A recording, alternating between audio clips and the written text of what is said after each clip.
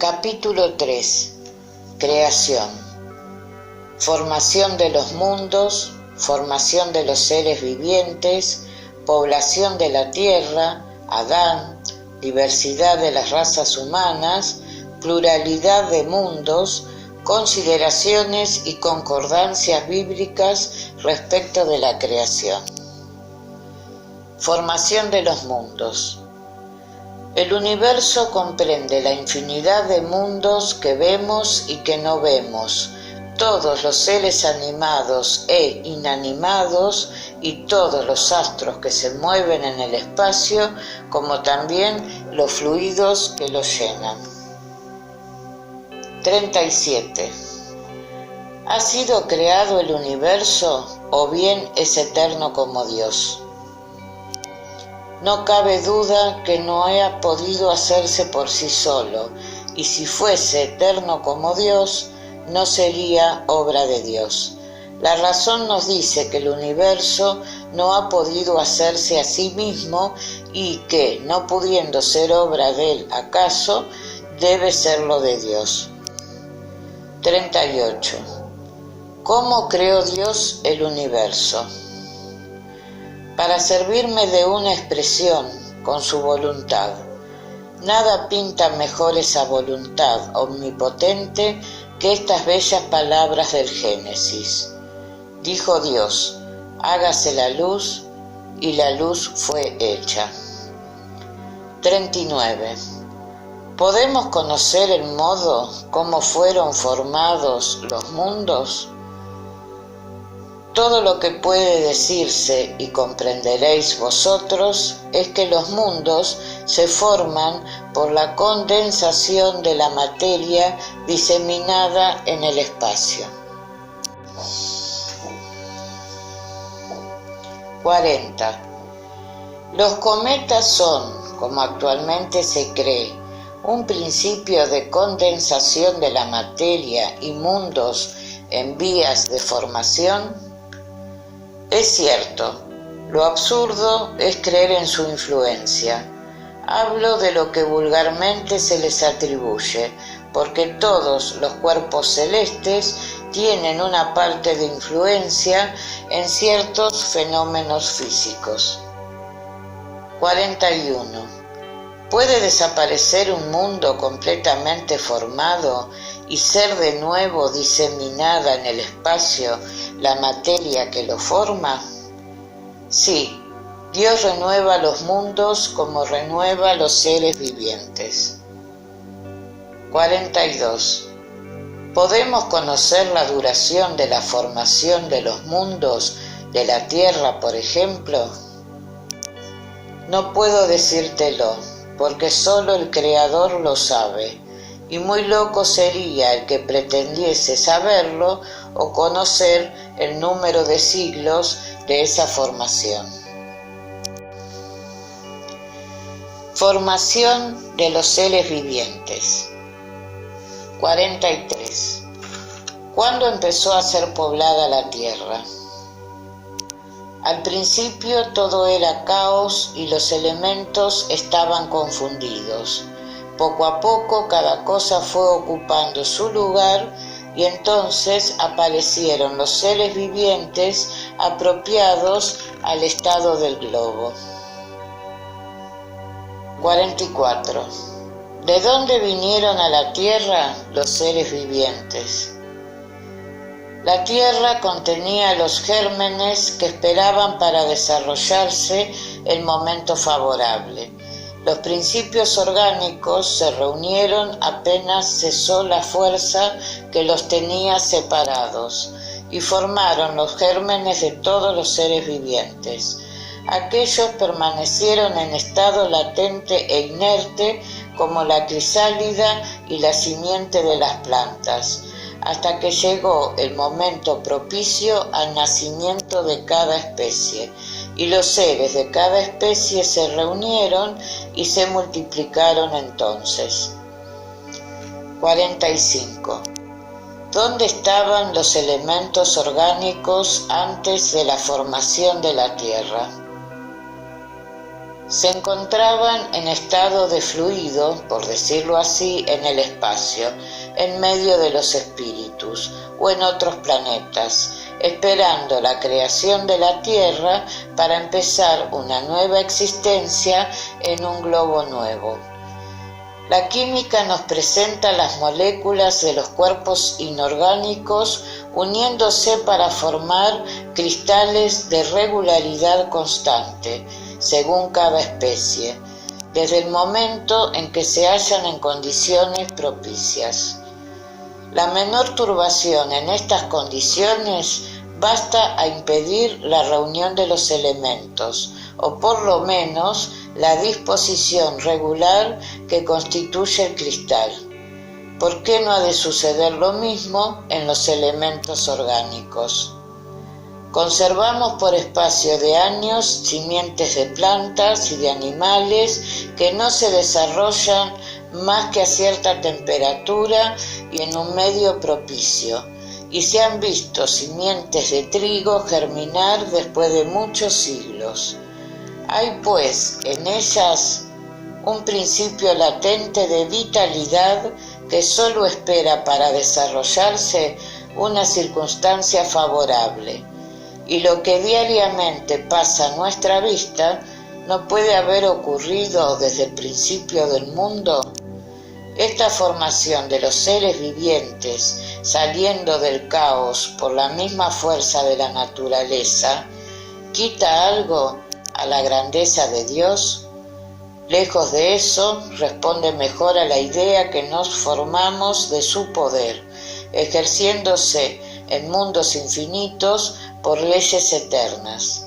Cierto que esta teoría no resuelve la cuestión del origen de los elementos vitales, pero Dios, que tiene sus misterios, ha puesto límite a nuestras investigaciones.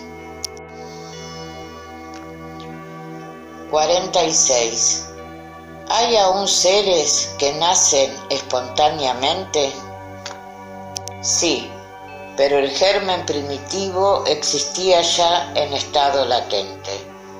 Cada día sois testigo de ese fenómeno, pues ¿acaso los tejidos del hombre y de los animales no encierran los gérmenes de una multitud de gusanos que esperan para nacer la fermentación pútrida necesaria a su existencia?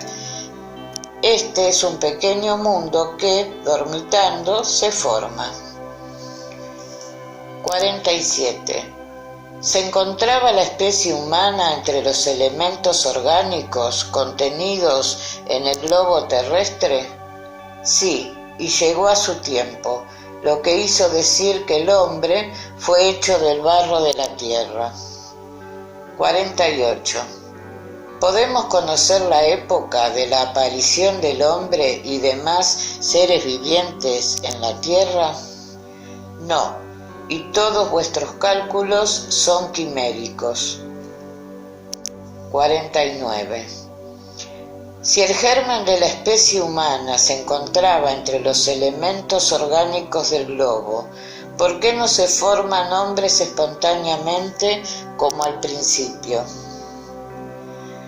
El principio de las cosas es uno de los secretos de Dios, pero puede decirse, no obstante, que una vez diseminados los hombres por la tierra, han absorbido en sí mismos los elementos necesarios a su formación para transmitirlos según las leyes de la reproducción. Lo mismo ha sucedido en las diferentes especies de seres vivientes. Población de la tierra. Adán. 50. ¿Empezó la especie humana por un solo hombre? No, y el que vosotros llamáis Adán no fue el primero, ni el único que pobló la tierra. 51.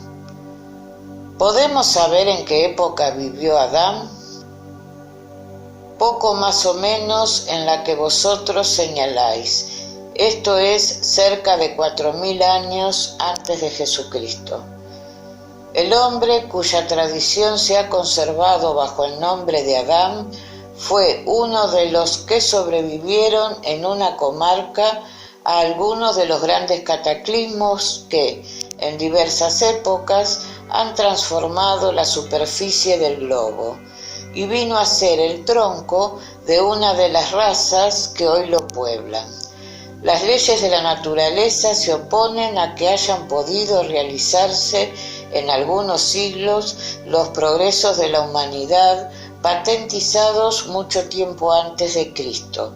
Si el hombre no hubiese vivido en la tierra más que desde la época señalada a la existencia de Adán. Algunos consideran, y tienen más razón en hacerlo, a Adán como un mito o alegoría que personifica las primitivas edades del mundo. Diversidad de las razas humanas. 52. ¿De dónde proceden las diferencias físicas y morales que distinguen a las variedades de razas de hombres en la tierra? Del clima, de la vida y de las costumbres. Sucede lo mismo que con dos hijos de la misma madre que en nada se parecerán moralmente si se les educa separados y de distinto modo. 53. ¿Ha nacido el hombre espontáneamente en muchos puntos del globo? Sí, y en diversas épocas, siendo esta una de las causas de la diversidad de razas. Más tarde, al dispersarse los hombres por los diferentes climas y al unirse con otras razas, formaron nuevos tipos. ¿Estas diferencias constituyen distintas especies? Ciertamente que no, pues todas son de la misma familia.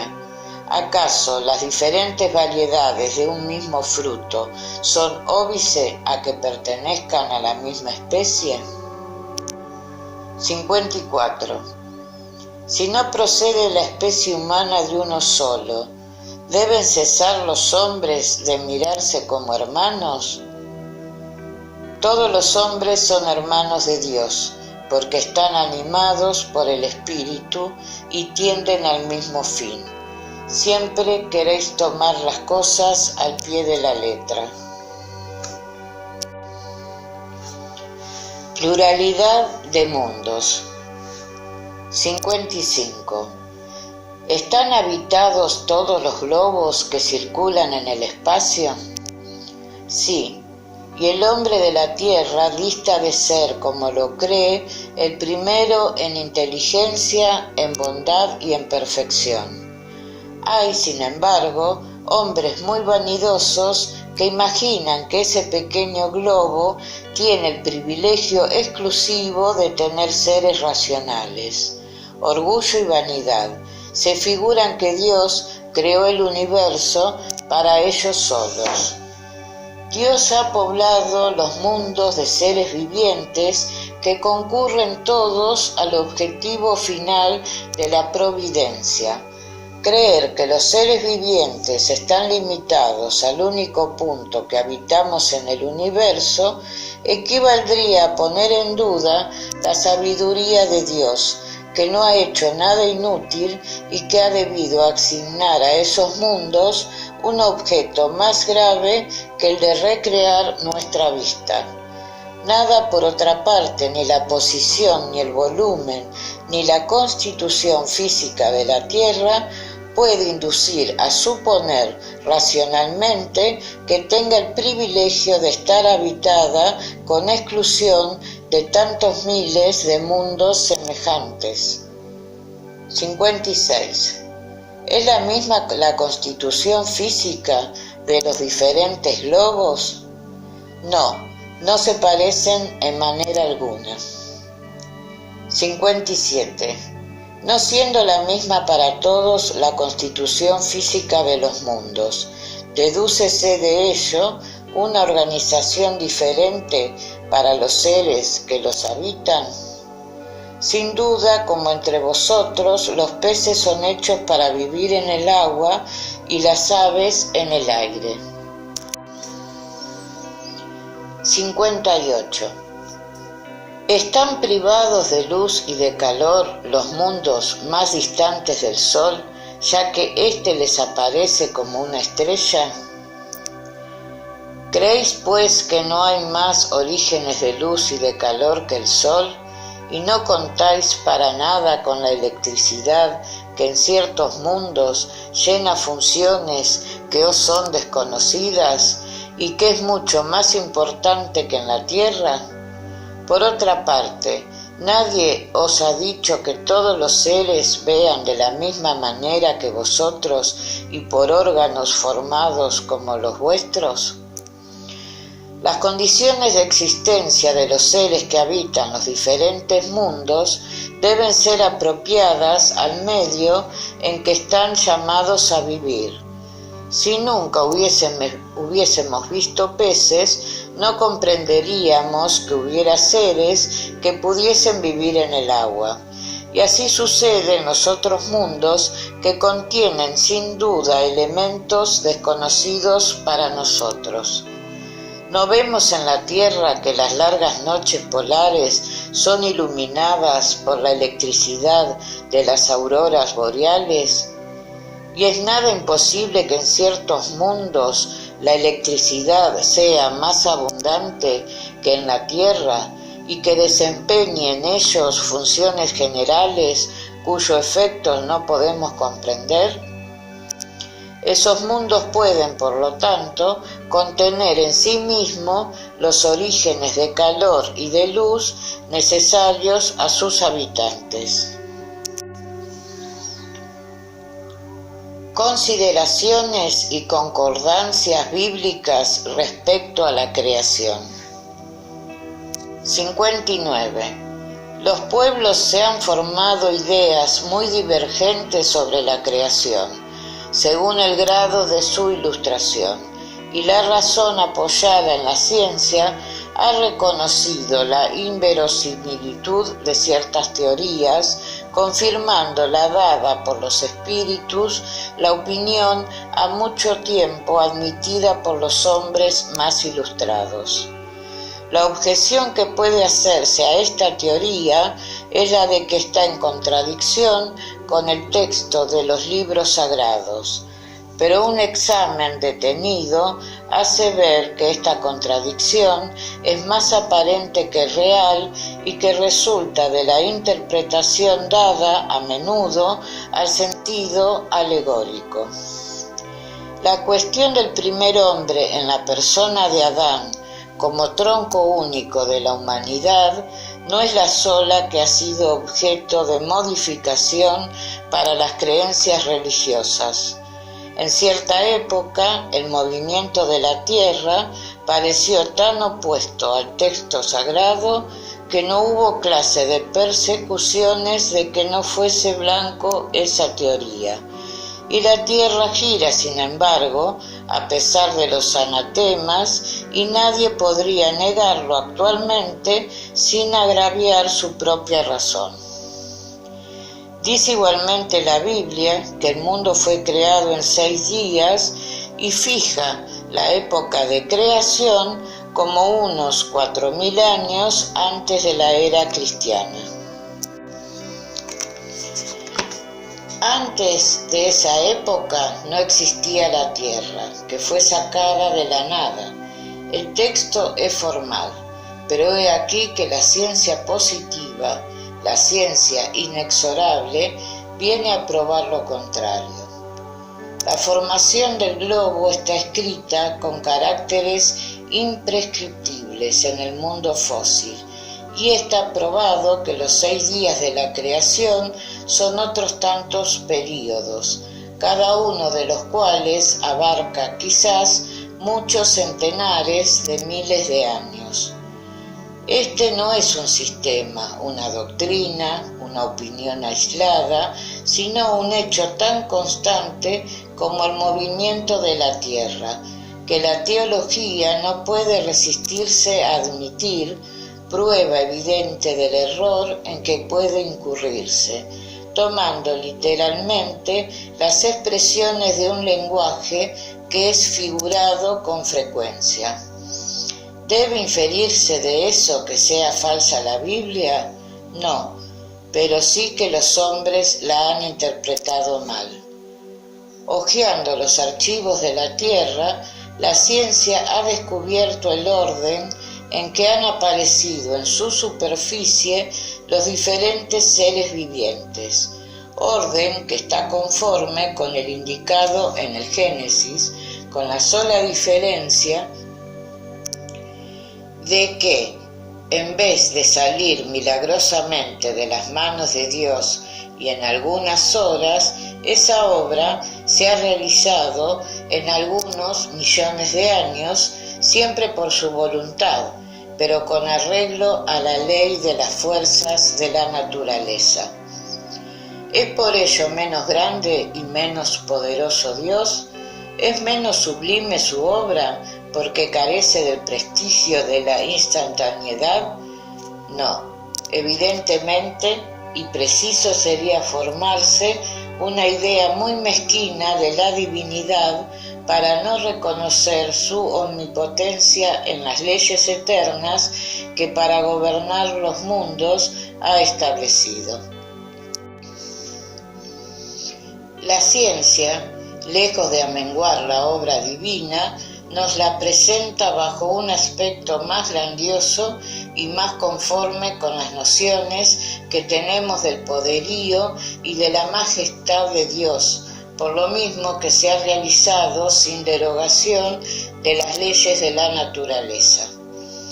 Conforme en este punto con Moisés, la ciencia coloca al hombre en último término en el orden de la creación de los seres vivientes. Pero Moisés fija el diluvio universal en el año 1654, al paso que la geología nos presenta el gran cataclismo anterior a la aparición del hombre, atendiendo a que hasta ese día no se encuentra en las capas primitivas ninguna señal de su presencia, ni de la de los animales de su misma categoría bajo el punto de vista físico. Pero nada prueba que esto sea imposible, y varios descubrimientos han engendrado ya dudas sobre este particular, pudiendo suceder, pues, que de un momento a otro se tenga certeza material de esa anterioridad de la raza humana. Y entonces se comprenderá que en este punto, como en otros, el texto bíblico es figurado.